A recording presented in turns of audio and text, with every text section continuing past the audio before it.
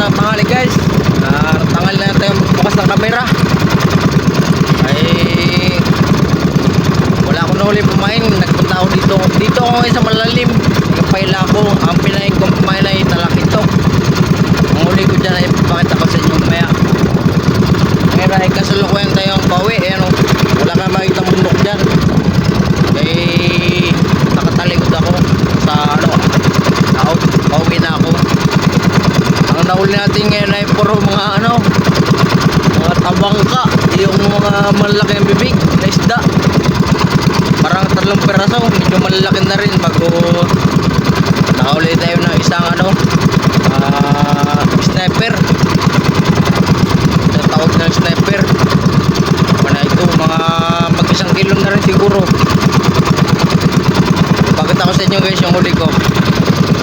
Yan guys, yan ang huli natin. Ito yung sasabi ko, isang malaki ito.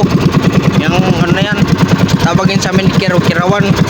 Sa ibang tawag lang sniper Pag yun yung mga sabi ko sa inyo mga tabangka, ang mga nahuli ko. Dito yan sa malalim. Mga linya 50 ang lalim niya guys. Ayun na rin ang tabi malapit din lang ako sa tabi. Kaso lang malalim yung parte dito sa amin. Ang problema, yan na lang ang mga laman. Bago ito yung nailong ko yan, pinapail ako ng meter lang yan. Ang pamain lang yan, buhay na talakitok. Baka sakaling may kumain pa dyan. Yan lang ating uli Salamat pa rin sa Gracia Lord kay pangkuan na yan ang kapatid ko. Ang handa sa kanyang mga bisita. Yung malaki na yan, hindi ko na ibinta. Ilagay ko sa rep. Ito na lang siya para sa mga bisita ng kapatid ko. Nag-request yung kagabi, kaya ipunin daw ang isda. Ayan. May nahuli ako mga tamban guys. Kaso lang madalang yung tamban. Malalaki sana ito. Malalaki yung mga tamban. Kaso ilang piraso lang. Ito, medyo malaki ito. Isa na itong nahuli ko. Kinagatak kamay ko. Buhay pa guys Ayan buhay pa. Kinagat yung kamay ko. Kiraw-kirawan. Napalag pa.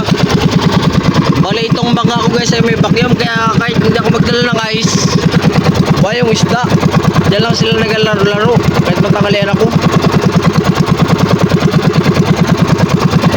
Ayan So abang-abangan natin guys. Baka kainin tong aking nylon Rambo-rambo baka sakali may gutom dyan na hayop.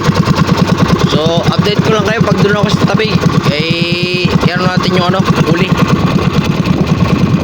Sold na naman. Diba? Boy po. Sarawang-sarawa yan guys.